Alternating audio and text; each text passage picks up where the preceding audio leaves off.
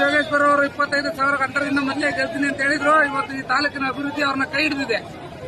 ಈ ನೀರಾವರಿ ಅವರು ಮಾಡಿದಂತಹ ಈ ಸ್ಥಳೀಕರು ಕಾಂಗ್ರೆಸ್ ಪಕ್ಷತೆ ಮತ್ತೆ ಡಿ ಕೆ ಶಿವಕುಮಾರ್ ಅವರು ಮತ್ತೆ ಡಿ ಕೆ ಸುರೇಶ್ ಅವರು ಮತ್ತೆ ಸಿದ್ದರಾಮಯ್ಯರವರ ಬಲ ಇವತ್ತು ಈ ತಾಲೂಕಲ್ಲಿ ಏನು ಅನ್ನೋದನ್ನ ತೋರಿಸ್ಕೊಂಡಿದೆ.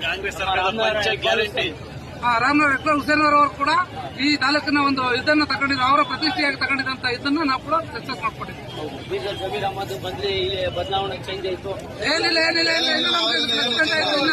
ಹೆಚ್ಚುವರಿ ಆಯ್ತು. ಯಾವುದೇ ಕಾರಣಕ್ಕೆ ಅವರಿಂದ ನಮ್ಗೆ ತೊಂದರೆ ಆಗಲಿಲ್ಲ.